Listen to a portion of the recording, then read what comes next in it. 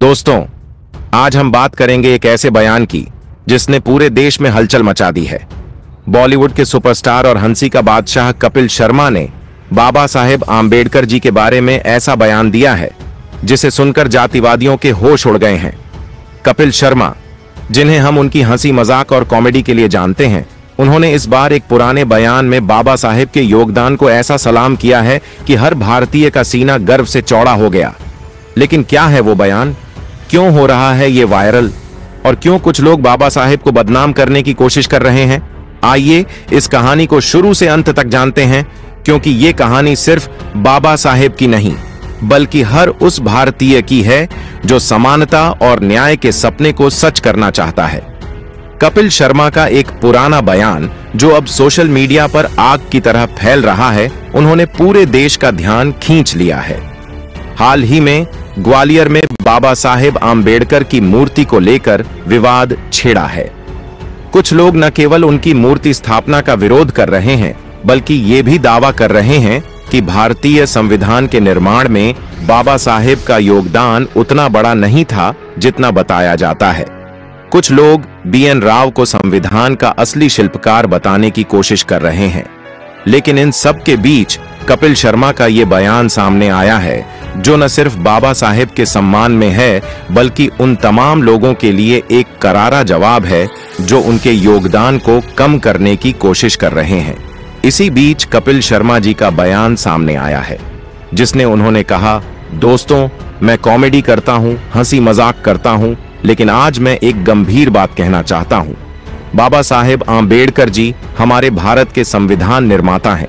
उन्होंने संविधान के जरिए हर एक भारतीय को समान अधिकार दिए, चाहे वो किसी भी धर्म, जाति या वर्ग का हो।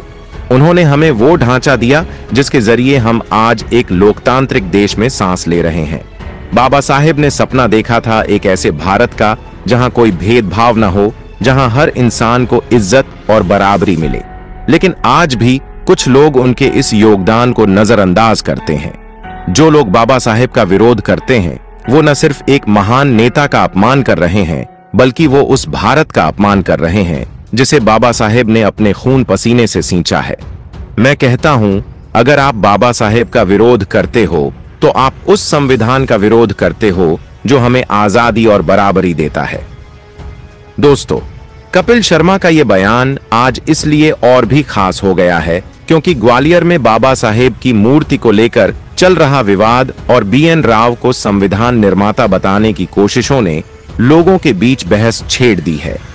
लेकिन कपिल का यह बयान न सिर्फ बाबा साहेब के सम्मान को और मजबूत करता है, बल्कि ये भी बताता है कि बाबा साहेब का योगदान सिर्फ दलित समाज के लिए नहीं, बल्कि पूरे भारत के लिए है। ग्वालियर में हाल ही में एक विवाद ने तूल पकड़ा जब कुछ संगठनों ने शहर के प्रमुख चौराहों पर होर्डिंग्स लगाए जिनमें BN राव को संविधान का प्रमुख शिल्पकार बताया गया। इन होर्डिंग्स में लिखा था, संविधान निर्माण में कई लोगों का योगदान था, फिर एक व्यक्ति का गुणगान क्यों? ये सवाल सीधे तौर पर बाबा साहेब आम्बेडकर के योगदान पर सवाल उठा रहे थे। ग्वालियर हाईकोर्ट परिसर में बाबा साहेब की मूर्ति लगाने की मांग को लेकर भी तनाव बढ़ गया है। एक तरफ कुछ वकील और संगठन मूर्ति लगाने की मांग कर रहे हैं, तो दूसरी तरफ कुछ लोग इसका विरोध कर रहे हैं, ये कहकर कि सुप्रीम कोर्ट के आदेश के मुताबिक सार्वजनिक स्थानों पर मूर्तियां नहीं लगाई जानी चाहिए। इस विवाद ने पूरे देश में एक नई बहस को जन्म दिया है। कुछ लोग कह रहे हैं कि BN राव, जो संविधान सभा के सलाहकार थे, उनके योगदान को नजरअंदाज किया गया है। लेकिन क्या यह बहस बाबा साहेब के योगदान को कम करने की साजिश है?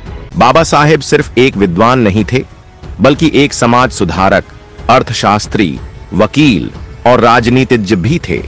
उन्होंने दलितों, श्रमिकों, महिलाओं और किसानों के अधिकारों के लिए जीवन भर संघर्ष किया।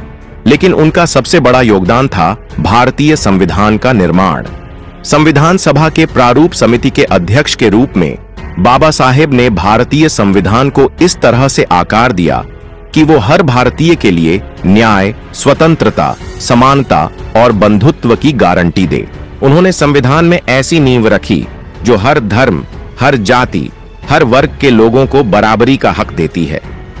बाबा साहेब ने संविधान के जरिए महिलाओं को वोट देने का अधिकार, दलितों और आदिवासियों को आरक्षण और हर नागरिक को समानता का अधिकार दिया।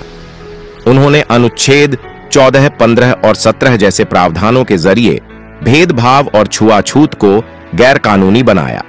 उनका मानना था कि बिना सामाजिक सुधार के राजनीतिक सुधार अधूरा है। उन्होंने कहा था, समाज के पुनर्निर्माण के बिना भारत का विकास संभव नहीं है। यही वजह है कि आज भी बाबा साहेब को संविधान निर्माता कहा जाता है। लेकिन दोस्तों, बाबा साहेब का योगदान सिर्फ संविधान तक सीमित नहीं था। उन्होंने दलित बौद्ध आंदोलन को प्रेरित किया, जिसने लाखों लोगों को हिंदू जाति व्यवस्था की बेड़ियों से मुक्ति दिलाई। 14 अक्टूबर 1956 को नागपुर में बौद्ध धर्म अपनाकर उन्होंने एक नया रास्ता दिखाया, एक ऐसा रास्ता जहां न कोई ऊंच नीच हो, न कोई भेदभाव। बाबा साहेब ने अपने जीवन में हर उस इंसान के लिए लड़ाई लड़ी जिसे समाज ने हाशिए पर धकेल दिया था। संविधान सभा की ड्राफ्टिंग कमेटी के अध्यक्ष के तौर पर बाबा साहेब ने न सिर्फ प्रारूप को अंतिम रूप दिया, बल्कि हर अनुच्छेद पर गहन चर्चा की और उसे भारत की विविधता और जरूरतों के हिसाब से ढाला। खुद बाबा साहेब ने BN राव और अन्य सहयोगियों के योगदान को सराहा था। लेकिन संविधान सभा की बहसों, 25 नवंबर 1969 को उनके अंतिम भाषण और संविधान के हर पन्ने पर उनकी छाप इस बात का सबूत है कि बाबा साहेब ही इसके असली शिल्पकार थे।